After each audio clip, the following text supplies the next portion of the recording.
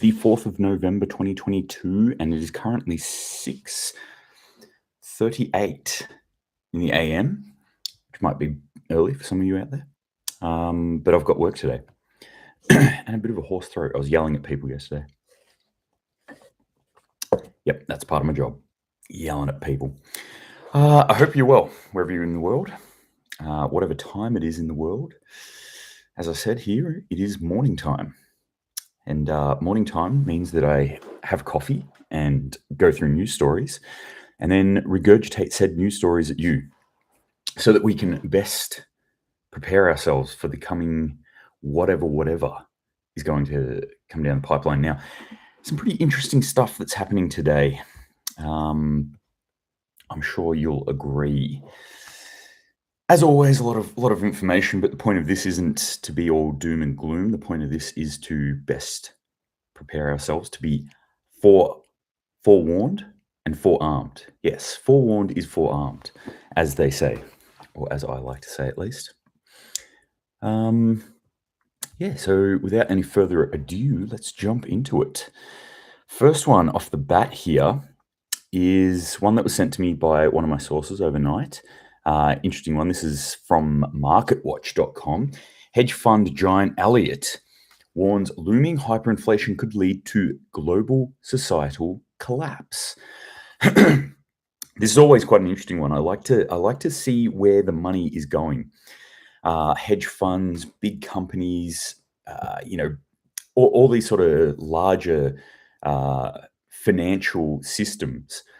They don't act in a vacuum. They're not walking around in the dark. They are studying what's going on. They are kind of what you'd almost think of as the extreme version of preppers. Obviously, just for financial gain is why they're doing it. But it's worth watching what they do. It's worth watching what they say sometimes, but definitely worth watching what they do and what they think is going to happen. Good morning to you, Kieran, on the Instagram. Thank you to everyone who's jumping in on Instagram. Thanks to everyone who's watching on YouTube. And if you happen to be listening to this a little bit later on the podcast version, thank you also to you. Anyway, jump back into this. Let's have a look here what this is all about. So, yeah, as I was saying, I like to look at what these sort of like hedge funds, your superannuation corporations and things like that, where they're putting their money. This was one of the big things where I was like, okay, maybe 5-6 years ago, I was thinking, well, surely like all the super funds, all these hedge funds, they'd be heading towards green technologies because that's where we're going as a world. But we weren't actually seeing that. This was one of the things that really started to tip me off, where I'm like, wait a minute, maybe this whole green idea isn't as viable as we're being told, which led me into researching it a little bit more and finding out that, yeah, in fact, the way we are as a world right now, that green revolution is just not really feasible at this point. Back into this, though, I'm going to just read a little bit of this story here. This was from a letter that they put out to their investors. So this is pretty interesting stuff, because they're kind of foreshadowing, or at least front loading their investors with some information, saying that, like, yo, everyone, this is expectation management 101, where you tell somebody, like, look, things aren't going to be as great. This is what I would say like your Federal Reserve, your Reserve Bank of Australia, or your central banks in the world have simultaneously been pretty good at this and also horrifically bad at this. Especially the Fed Reserve, where we go back maybe 6 months, and everyone, the writing's on the wall. It's like, wow, we're heading into some real inflation type situations here across the board. Things are going to get worse. It's pretty obvious we're heading towards some sort of collapse. And the Fed's been like, everything's cool, business as usual, it's turning around. And one of my favorite sayings is, watch what they do, not what they say. Classic example of this. What was the Fed doing? They were really trying to show everyone, or tell everyone, that everything's cool. And so you just need to keep spending the money and keep the money flowing, and then we'll all be fine. Being that the sphere that they operate in is imaginary because it's money, right? It's fiat money and it's just all fucking made up. So they need people to believe. Without the belief, it's like Peter Pan, without the belief, you can't fly. Without people believing that the US dollar is a thing, it can't fly, it can't work. So that's essentially what they were doing. Now they're realizing like, oh, that's actually not going to work so well. So you can see them start to feed in things. They're like, look, could be an interest rate hike, probably tending towards an interest rate hike. Yes, here's an interest rate hike. So you see the story coming out before they actually do it, or at least the signs that they're going to do it now, leading into this. So anyway, this hedge fund is doing this for their own investors. Like, look, it's over. The party is over. That's what I'm reading here. They basically come out and said, guys, it's been great. It's been fun. Wipe the white off your nose, kids, bankers, because start cranking up that belt. It's about to get tight. Quote, the extraordinary period of cheap money is coming to an end has made possible a set of outcomes that would be at or beyond the boundaries of the entire post-World War II period. So everything since 1945, they're saying all the environment, the financial environment that has been around since 1945, which has been boom, which has been absolute boom, that's not there anymore. What we're heading into is something totally different. The letter said the world is on the path to hyperinflation. I just want to repeat that. They said that the world is on the path to hyperinflation. Not just individual societies, not just individual countries here and there. The world is on the path to hyperinflation. Remember, I think the technical definition of hyperinflation is when inflation hits 50%. That's where we start talking about hyperinflation. Like I said yesterday, for example, the Eurozone is now at double digits. That's in 10, I think it was 10.3 or 10.7% inflation, official. And I've said many, many times, the way we talk about inflation now is farcical. It's a lie.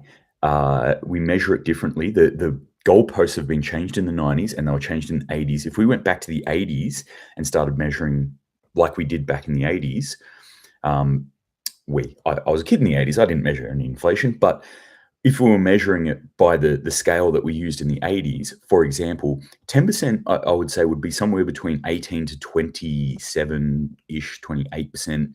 That's the kind of range we're in at the moment.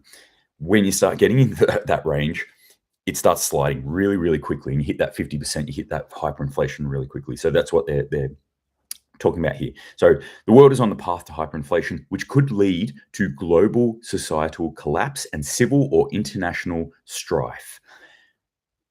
Well, a hedge fund's come out and said this. If you've ever been listening to any of the stuff that I do, we should be looking at this and going, well, duh. Like, really? But the way I actually read this is that this hedge fund's known about this. The hedge fund's not stupid, right? They have to make money. They have to have their finger on the pulse. They have to have a laser focus on what is going on at all times and trying to predict what's going to happen next. So they've known about this. The key thing for me out of this, though, is that they are telling people this now. Right? That's the change in behavior that I was looking for. Oh, okay. Now we're front-loading human beings with this. Now we're front-loading the sheeple with this. This is important. That key piece of information there is important. People are going to start to get told that shit's getting bad. And the thing, I think, in my mind at least, that differentiates us, and I'm going to lump you in with me, that you are a prepared individual, or that you're at least on the path to preparedness. You have self-reliance of some sort, or you're moving towards it. You have self-responsibility. You're not a victim. You're a responsible human being. You're in with me now. I'm lumping you in. But the thing that separates us from the sheeple out there, the other people, the NPCs, or whatever you want to label, general human beings out there, the mass, the golden horde, is our reaction to this sort of news.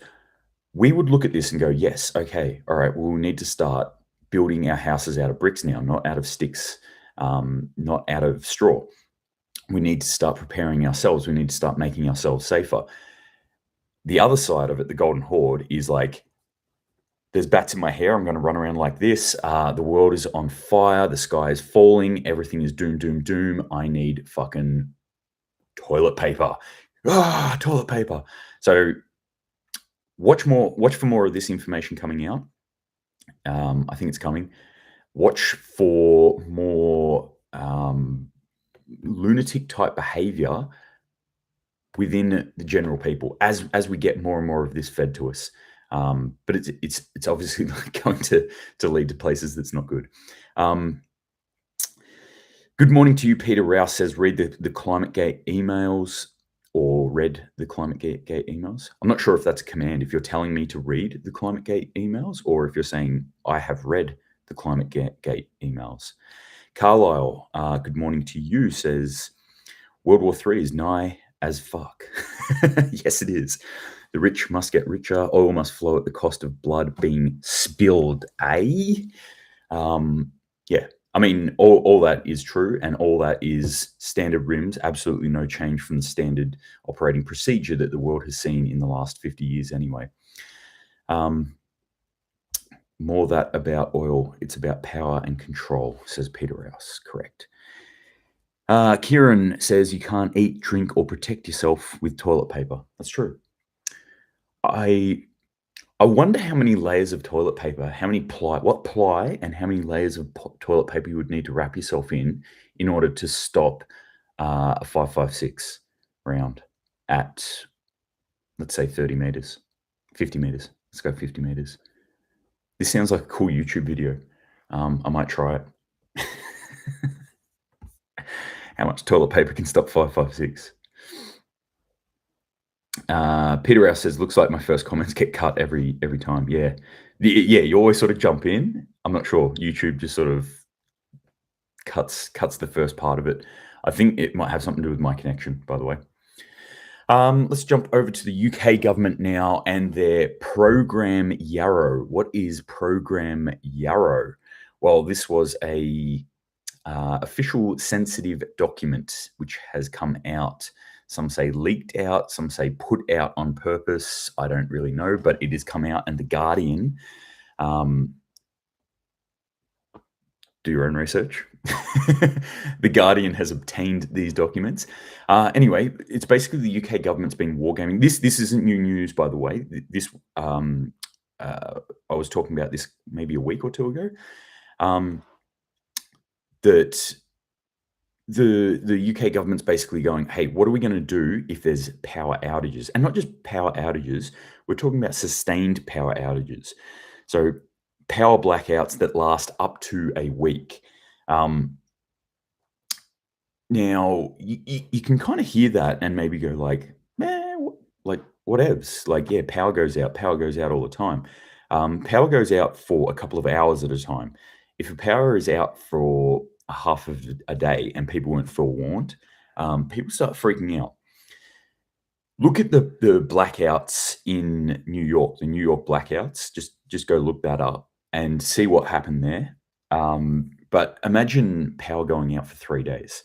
That the catastrophe that would be, the follow-on human effect that would be. Now imagine double that, 6 days, 7 days, going for a week. What happens is there's no power for a week. Well, the UK government's actually thinking about this and planning for it. And I want to get this right, because there was a key point in here. Maybe I haven't got it here, but the documents were written up here. They're not for public consumption. Oh, no, here it is. That they warn for and I want to quote this, reasonable worst case scenario. A reasonable worst case scenario. They believe that this is a reasonable worst case scenario. What does that mean exactly? Now, because I work in the security industry, because I deal with a lot of risk management, a lot of the time I am working on worst case scenario. I go, okay, what's the worst thing that can happen in any given situation? If I can plan for that, the idea being that anything underneath that, I should be able to deal with.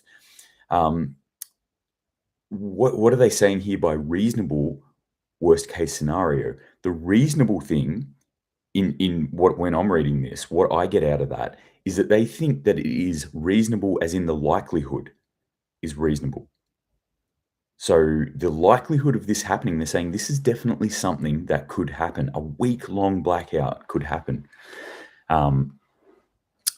So, they're thinking about how this is going to affect their segments of society. So things like the economy, obviously very, very linked to electricity now, transport, food, water supply, communications, and just general energy going out to human beings. They didn't really mention things like heating human beings, so keeping people at a stable temperature. They didn't really talk about emergency services, so police, ambulance, and hospitals, things like that, fire. Being able to respond to stuff that was going on.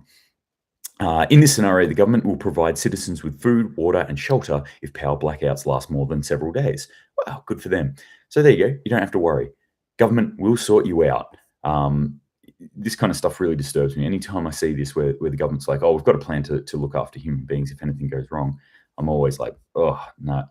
This, like, why? My first question is, why aren't people, why isn't government, their first port of call should be, well, how do we warn people about this and get them to start preparing for themselves?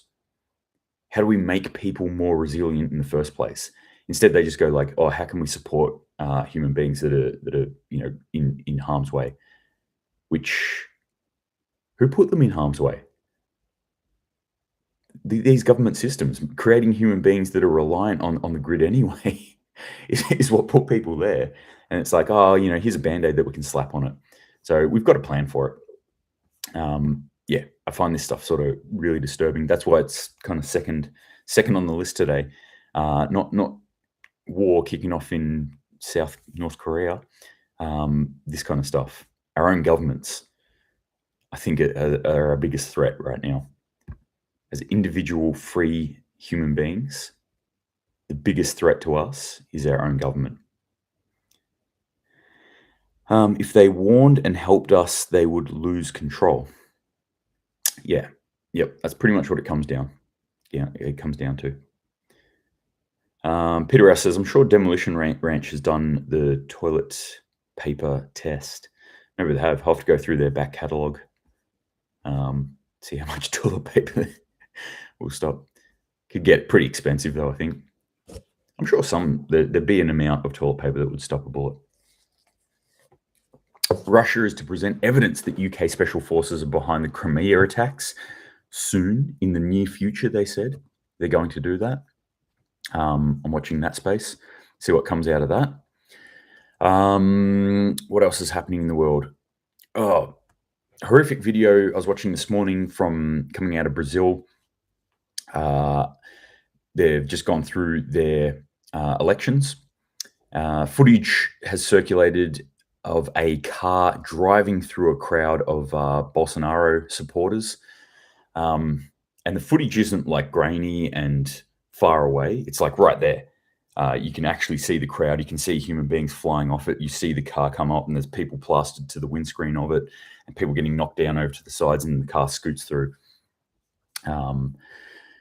Just another reminder for us, like, we can ban all the guns we want in the world. People who want to cause damage can cause damage. There's plenty of tools of harm out there available to us. It could be a vehicle, motor vehicle. A lot of people have access to motor vehicles. Could be a knife, okay? Anyone can go buy a knife. Could be a hammer. Could be a hammer inside someone's house. It's still making me laugh. I'm sorry. There's a part of me that's going like, hey, you shouldn't laugh at the misery of other human beings, even if it is Paul Pelosi. But I'm like, also there's a bigger part of me that's like, fuck that guy. What was going on there? I still want to know. There's broken glass at the back door. Apparently it's on the outside though. There is allegedly, I was talking to a friend about this yesterday, there's allegedly body cam footage from the first responder. And one of the quotes of it said that the first responder came in, the police officer came in and found two men in their underwear fighting to get control of a hammer. I'm just like, I need to know the backstory of this. Uh, Safest country in Europe is the most armed. Interesting that. Yep.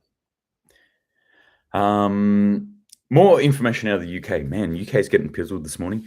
The Bank of England has come out with a warning that they are heading towards a unprecedented eighth consecutive quarter of negative growth.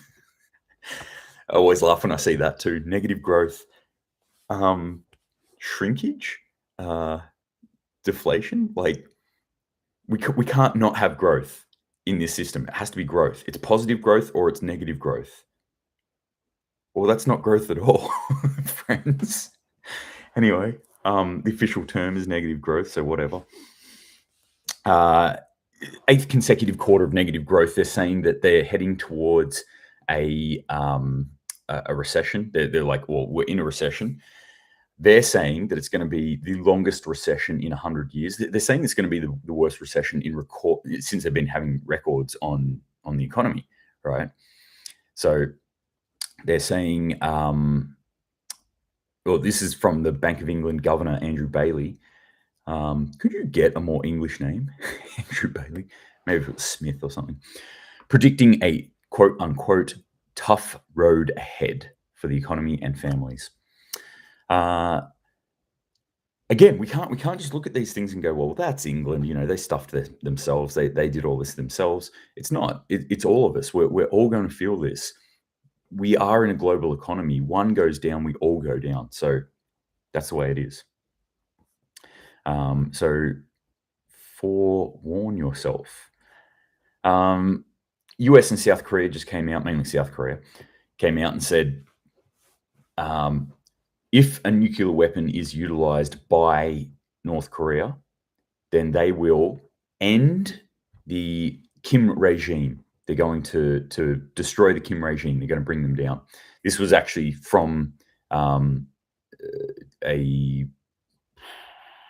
think it was an interview with a South Korean leader, and they were just dragging US in with it. I think US will go and do that, but just an interesting another little flashpoint. We've got this South Korea, North Korea. We've got China, Taiwan, North Korea, South Korea with US, China, Taiwan with US, Iran, Israel with US, and obviously Ukraine, Russia with US in there. So like US really should start building up their military if they're going to fight all these fights simultaneously.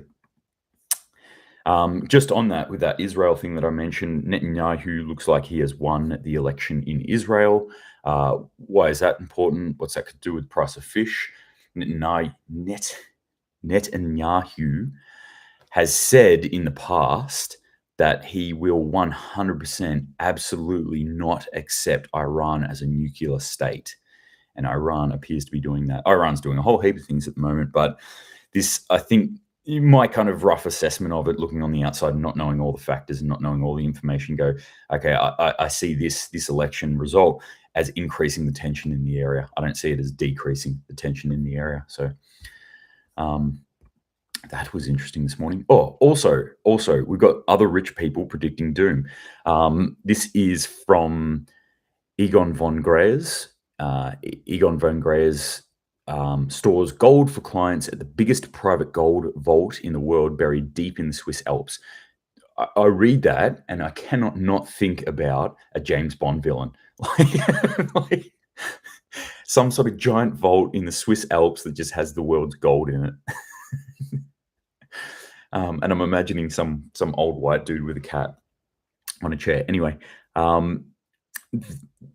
EVG, Egon van Greyer's EVG, it's called, is a former Swiss banker and an expert in risk. He says that the risk in the global markets has never been this high. So there's a whole thing in this story here where he talks about like the factors that he's seeing. But again, this is just another one that I want to throw in there. I want to throw the number in there too. EVG warns of a 2.5 quadrillion disaster waiting to happen. So we're getting into the quadrillions now. These are just more data points that I'm throwing at you because there are more and more of these people that are coming out and saying, "Hey, like I can see the sky is about to fall." I don't want to run around going like, "Oh, the sky is falling, the sky is falling." But like I keep saying, like we just need to prepare ourselves. We need to look at this and go like, "Okay, harder times are on the horizon." Well, they're not even really on the horizon anymore. They're like a few steps away from us. We're almost at them now. And for some people in the world, we are at them now. We're starting to sink into the mud right now. So we need to start really thinking about this and preparing ourselves. We need to like take that next step in your preparations and whatever it is in your life, wherever you're heading, whatever you deem as being important in preps. But I would say it would be something around the lines of having some sort of land, creating some sort of food system, growing a bit of your own food, connecting with others in your community who are also doing the same and encouraging others to do so. And then starting to think about how do you secure water? How do you secure your finances? How do you secure your own security as well? So as a broad thing, really start to push into this. If there's things that you kind of been dragging your toes on a little bit, maybe stop dragging your toes, maybe start making positive steps towards being a more self-reliant human being today, because they're warning us. They're telling us what's going on. They're not hiding it really from us. I mean, the governments are hiding it from us.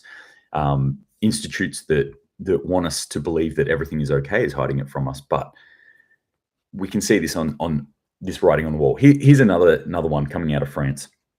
From the glassware maker Duralex. So I've got heaps of Duralex in my house. I love these glass bowls with the sealable tops, leftovers in the fridge, stick it in the fridge, say, I'll eat that tomorrow. You don't. 5 days later, you look at it and you're like, oh, it's probably bad now, and then you throw it out. But the fact was I put it in that Duralex and sealed it in there for that time with the intention to eat it again. I'm kidding. I do eat leftovers. Well, they're going to shut down. The company that makes this, Duralex, they're halting production for 5 months due to energy prices. Just to give you some numbers here, they said energy is usually about 5 to 7% of our turnover. Today, it's at 40%. It's gone from 3 million euros a year to 12 million euros this year in energy, just in energy. So where does that cost go? They can pass it on to us. We can get Durex now, which will cost us $80, $90 per bowl, which nobody will buy, and then they will go broke. Or they can go, all right, let's just pump the brakes. We're not going to produce anything for a little bit and see if things come down. Spoiler alert, I don't think things will come down. All right, last couple of things we're just going to jump into are happening around here in Australia. YouTube crashed, did it, Peter? I don't know. I can't see YouTube. I'm only on the one screen today, so I can't see what's happening. Oh, well, it's back at least. Anyway, Peter, if YouTube just dropped out, you just missed what I said, which was the most important thing I think I can tell anyone at any time. But I'm not going to repeat it. That's a joke. It was the usual doom and gloom, mate. Australians working longer for less money than before COVID pandemic. Australians are working more than they were before the pandemic, but have less money to show to it, according to this new research article. That they've risen from 21.9 hours to 22.6 hours, but average income levels have fallen by 3.1% in the last 6 months. Well, it's a good thing our CPI also dropped by 3.1% in the last 6 months, isn't it? That our consumer price index, that all our goods and services have gone down by a similar amount in that time period, isn't it? Oh, wait, it hasn't? Oh, it's actually gone up by over double that? Oh, no, that means that this information is leading us towards catastrophe. Yeah, that's shit news. Also obvious news, but pretty shit news. And kind of predictable. As things cost more, as our money is worth less, people will start to feel the pinch and they'll go, shit, what can I do? What can I actually do here about this situation? Well, right now I can work more hours. Unfortunately, it's not going to work. There's not enough hours in a week that we can work to catch up with inflation right now. So it's kind of a shit situation. But again, Australia is in a better position than a lot of other parts of the world, but we are still going to feel the pinch. So just be warned of that. Last thing, Solomon Islands. I was talking about Sollies and how Australia's like, hey there, Sollies, look what we got. We're going to buy you gifts. Forget that China. Come with us. Well, China's like, no, no, no, no, no, no. What have you given them? You've given them 13 vehicles and 60 rifles. Okay, that's cute. Here's what we're going to give you.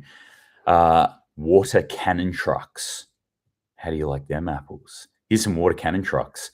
So they've just sent them over. There's a whole list of other stuff that they've actually sent over as well.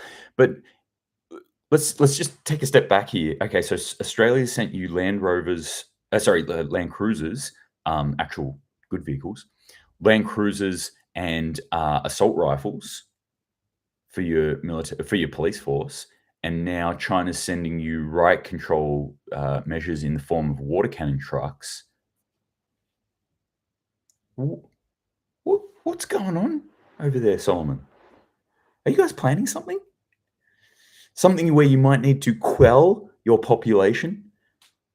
Interesting stuff. Interesting. Keep your eye on Solomon Islands. That's all I'm going to say. That's happening in our neck of the woods. All right, gang, that is it for this morning. I've got to go do some work stuff, teach people how to protect themselves. Yeah, a lot of stuff there in the news.